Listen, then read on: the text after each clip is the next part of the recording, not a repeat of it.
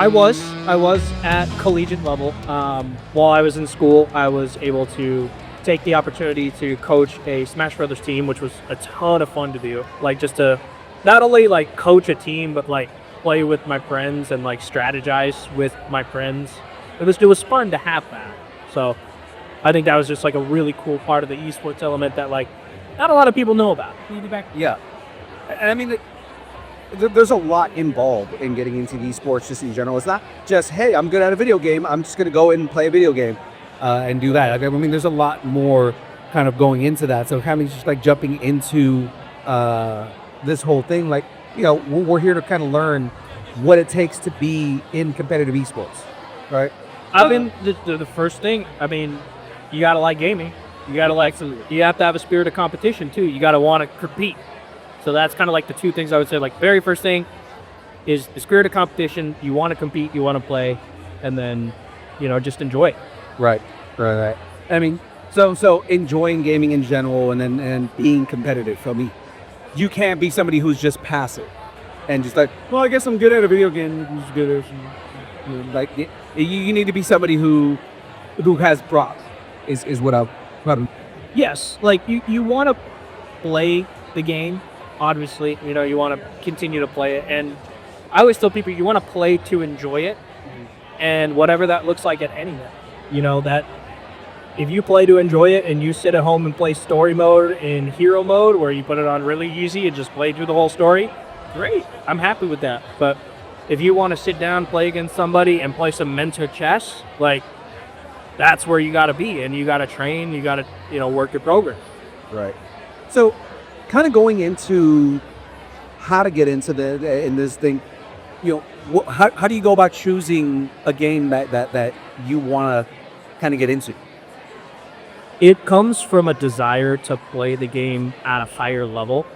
For example, for me, I grew up playing Smash Brothers. That was a game that I played all the time throughout my life, and I just happened to find the community. I went out of my way to find it, especially in college. It was a good way for me not only to network people, but people who had a lot of the same interests that I did. And as I continued to do that, it gave me an opportunity to like learn and grow and develop with those people. And so the first thing about like finding your game is you need to find a game that you genuinely want to keep playing, because you're going to be playing it for a while. Like you're not just picking it up, playing it, put it down, leave for a month, come back, pick it up, play it again. You're going to be playing that game. If you're trying to get to the highest level, you're going to be playing that game constantly. You're going to have to learn the ins and outs of the game. You're going to have to know almost everything about that game so you can compete at its highest level. Right. So it's not for casuals, basically. Like, you're not going to go and casually play a game and then go play competitively. If you're wanting to be at the highest level, right, it's hard to be casual in that. Right. It's hard. It's not impossible. Right. There are people who are out there that just have a crazy natural talent with the game and can get by and get into top 8 and can get into top 2. But it's very rare for that to happen. But you have to have the drive to want to get back. Right. Hey, you know you're going along the right path when all of your friends are angry because your up smash beats them every time. Exactly. Yeah. Exactly. Yeah. You're there. You're there. You've already figured out.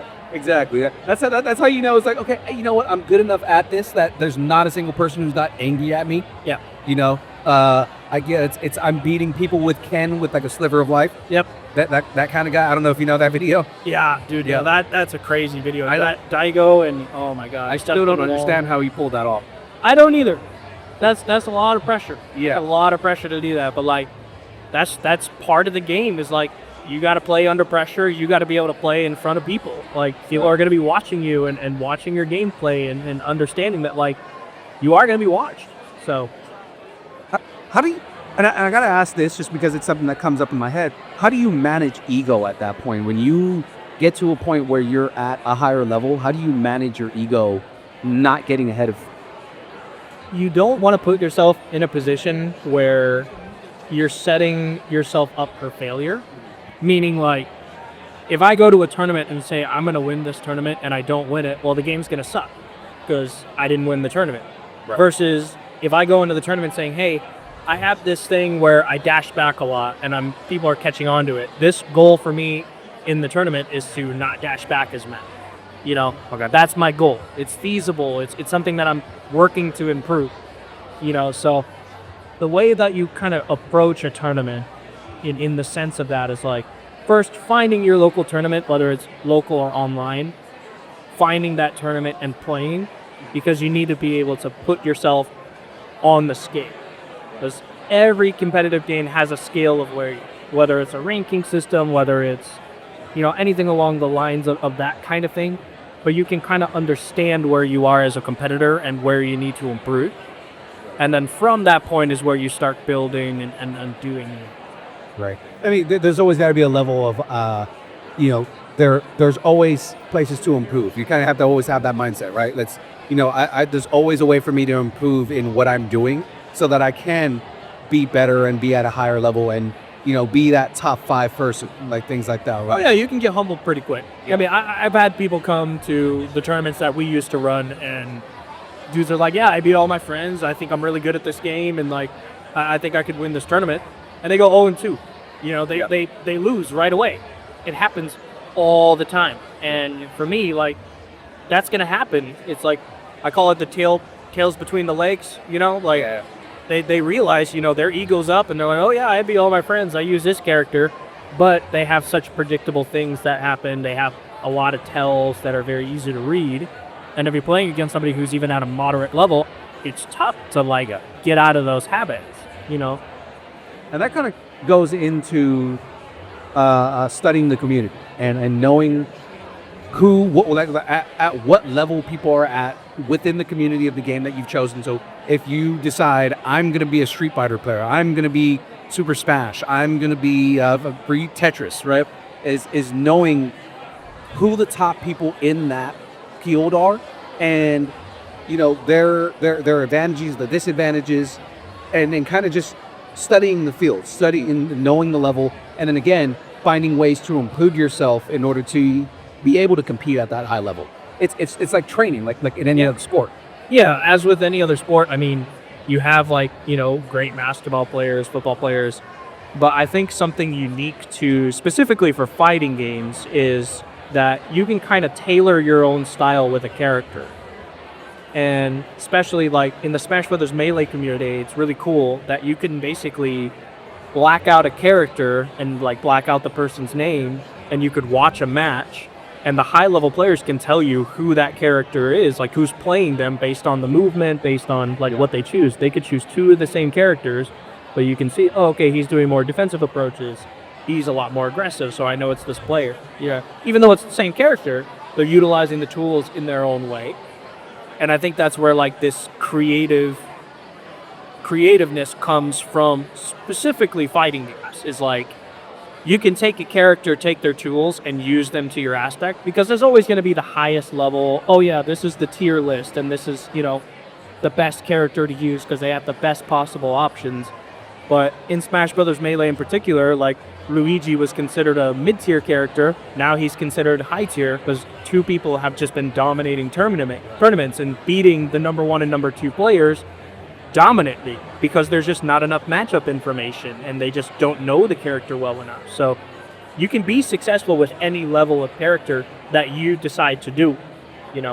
You have to put in the work to do it. Some characters are going to be a lot easier. Some characters are going to be crazy hard because there's A, not a lot of information, or B, they just don't have as many tools to utilize. But it is possible.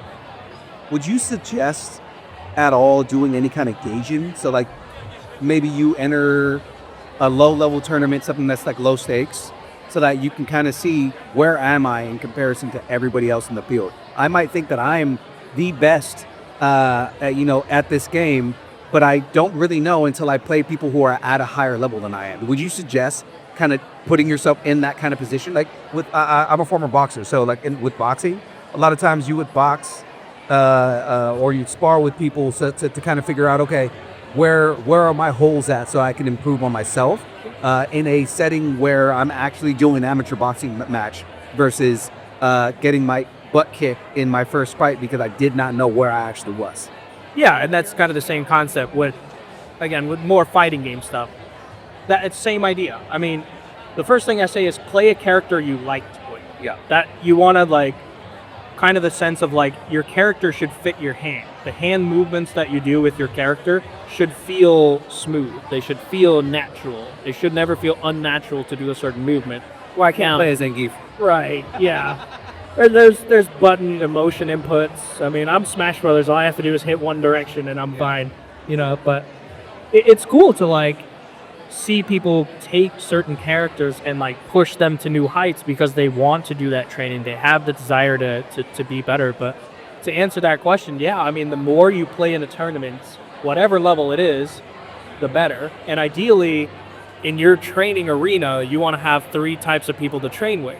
One person who's a little lower than the level you normally play, somebody who's at your level, and somebody who's above your. And with that, with the lower level player, you be able to do more aggressive things, try new things, and be more experimental. Somebody who's evenly matched with you is kind of this mix in between of being aggressive and defensive. Somebody who's way above your pay grade, you want to be more defensive, you want to like do safer options to kind of get yourself out of a scenario with a player who's very, very well versed in me. Right. I mean, you want to learn your own strategies, especially against people who are that much better than you. Again, if you're humble enough to be able to admit that there's people that are that much better than you, you know, and that's why I said at the beginning, like, you know, you want to be able to check your ego because you may go in with a high level ego and, like you said, be humble. And it's like, yeah, it's training with people who you know are that much better because I mean, it's in comparison to any other sport that's out there. You train with people who are better than you because then you can get yourself up to that levels, and then you start moving on to, okay, well now how do I get to the next level and become best, right? Steph Curry, for sports references, still does 1,000 shots a day so that he could get used to the feeling. And when he came into the NBA, one of the best 3-point shooters in history because of it. Mm-hmm. Yeah, I mean, it's the same concept. I mean, now coming from like competitive Tetris perspective, the more games you play, the more you're going to understand what moves you can make, what things you can do, what other pieces fit in certain areas. Because there are times where I'm watching people casually practice and I see them make placements that I'm like, oh wow, like I would have never caught of that, right. You know, and it gives me now more to add to my own repertoire. And it's kind of the same thing in a fighting game where like you'll see somebody they'll play the same character but have different approaches and different styles. There are general things that are kind of like the rules of thumb with their, you know, that you're going to know the basics, the fundamentals, kind of like how you're saying with boxing, your footwork is kind of a fundamental. Everybody has to have good footwork. Right. Kind of the same thing, Smash Brothers Melee, you have to have good movement. You got to be able to move. You can't move, you're not going to win. Yeah. So core strength is the other big thing. It's the one thing that everybody kind of like neglects. Yeah. Jumping into it, thinking that like, oh yeah, not realizing that everything in boxing comes from your core. Yeah. You know, it's you cannot have without footwork and core. Can't do that. So I mean, like going into gaming, it's kind of the same thing. It's knowing your movement. It's knowing what your core strengths are. Knowing where your weaknesses are so that you can kind of like block on that kind of stuff. It's also creating your style because you don't want to just copy and paste. Yeah. You know, because like a lot of people are like, oh my gosh, like I saw this guy win a tournament with the best character. Okay, I'm just going to copy what he's doing because he won. No, he won because he built his own strategy. Right. You know, and that's with not just video games, but, you know, in TCGs, it's kind of the same thing. People will build the TCG deck and then they just copy it. And sometimes it works for people, but other times it's kind of a luck of the draw. Like sometimes you don't draw the right cards or something along the line to that, you know? Especially like it's not geared towards your playstyle. So like if you're, it's like, oh, he won with this. Well, that person won with that depth because it's their playstyle. Mm-hmm. And you can't copy someone's playstyle if you're not playing at that same style. Yeah. You know, you're setting yourself up for failure if you're thinking that I'm going to take somebody else's meta, their setup, and think that you're going to be able to achieve the same level with that. Yeah, I'll give you a good example. One guy that I followed in Smash Brothers I still follow him to this day, but Hungrybox, he's one of the best Jigglypuff players in the world, and I play Jigglypuff in Smash Melee. Jigglypuff surprises the hell out of me, dude, because I tried to play with Jigglypuff, couldn't do it. Yeah, and then when I see other people play with Jigglypuff, it surprises the hell out of me. Yeah. And I think the cool thing about playing a character like that, because it's very different per game, but coming from like Smash Bros. Melee and Ultimate, there's general strategies that you do, but watching Hungrybox take this character and make it the best character in the world. I mean, he won Evo in 2016 with this character that everybody was like, they could win because there's this cheat mechanic, but he didn't use it all the time. He did use it, but it wasn't every kill was using, it's called rest. Yeah. But he's just an incredible player, and like people try to replicate his style, but you can't really replicate what he does because he's so unique in his craft. Yeah. He understands the game at such a deep level that he's very creative with how he does things, and he's willing to take more risks on things. He's willing to do that stuff because he's been playing the game for so long and stuck to the character. Because a lot of people will get frustrated and say, this character's not working for me, this character's not working for me, and they just immediately change characters. When it's not the character, it's the matchup. You're struggling against an individual, you're not struggling against the character. You know? So, and working through those things, and there are some matchups that are just bad. And if it's that bad and you have to have a pocket character, that's a whole nother deeper level that you go into. But most people will try to stick out the character and find a way to win and find a weak point. Because at that point, you're just kind of deciphering the other people's tendencies and and stuff like that. Right. It's like when you're trying to play when you're trying to play PvE, and you're like, oh yeah, no, I put this at the highest AI level, but it's like when you're playing PvP, you're playing somebody who's actually playing the character. You're playing a thinking person. Right. It's outthinking anything the AI is ever going to think about. Yeah. I've seen people do weird things with characters that the computer would have never thought to do. Yeah. Well, and it's funny you say that actually, because I have two stories with that. Daigo for Street Fighter 6 actually lost to the AI badly, like got perfect twice. And it's funny you say that because, like, yeah, the AIs have now evolved to a point where they can actually, like, do things in a perfect manner. But, like, Daigo's sitting there, like, he's getting these perfects every time, you know, because he said it to the hardest. And he's just like, I want to see if I can win.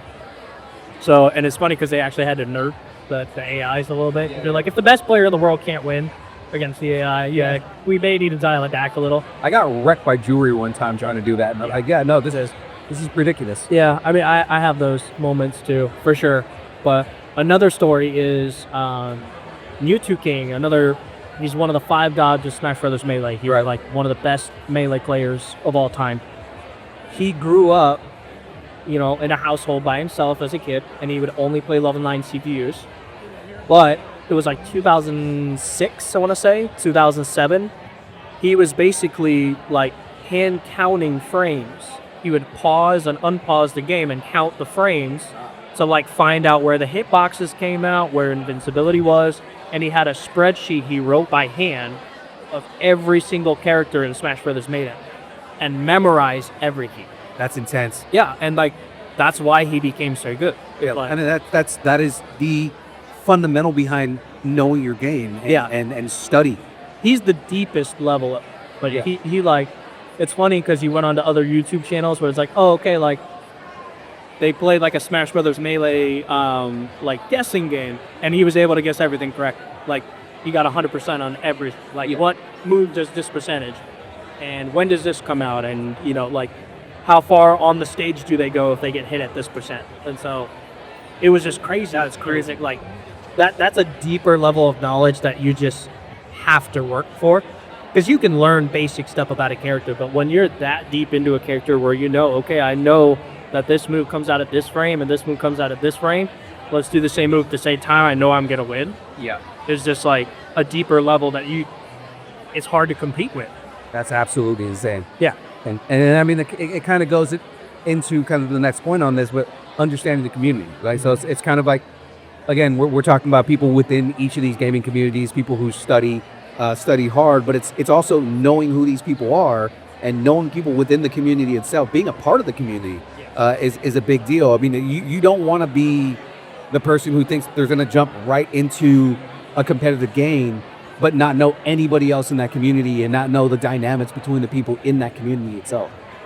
Yeah, and when getting into a community, like Discord is usually the best way to do it because a lot of games now have an online setting that you can play in. I mean, even for classic Tetris, you can play on your NES and they have a way to like basically have you play an online match where like they basically stream the two of you playing against each other on a different stream. So it looks like you're playing in the same area, but it's, you're sitting in your house playing Tetris, but like you're still competing. Yeah. And It's a good way to meet like people to practice with too. yeah, and so like theory craft and do all this stuff, and like especially in the online era, that's how people learn new things about their characters and find new ways to combo and like do all these things that just wouldn't have happened at like 10, 15 years ago. Right. Right. No, it's crazy because like the way we're connected now kind of lends itself for people who do want to get seriously into competitive esports. It's like it's all there. It's just knowing your resources.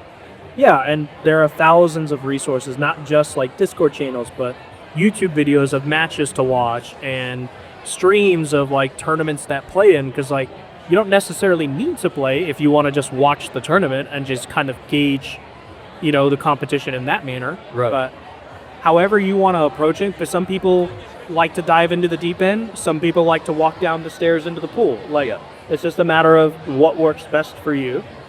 And then going from there. Yeah, especially like knowing, okay, I'm gonna get into this community. Yeah. Here are the top players on here, and it's like studying what they're doing, and being able to know ahead of time. He has a tendency to do this. He has a tendency to do that. But then also, so looking at the points down here, also studying your own work and seeing what your flaws are and seeing where you can make improvements.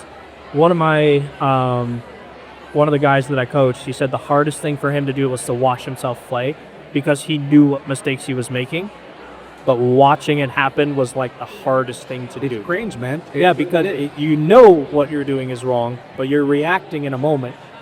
And so you would see the frustration on his face when he would watch. He's like, I can't believe I did that. And I'm like, well, this is your proof that you're doing. This is the proof of you like having this tendency. And we've talked about it, and you need to get yourself out of that habit as best as you can. Yeah. And so I think one of the coolest things when it comes to like watching their play, it is super easy to do now. There are thousands of ways to watch yourself play, whether you stream yourself playing, whether you just use the online recording system that's in the the game itself. You can watch replays on almost anything now, which is amazing for the coaching aspect. Yeah. I mean, like again, comparing it to because this really is like any other sport.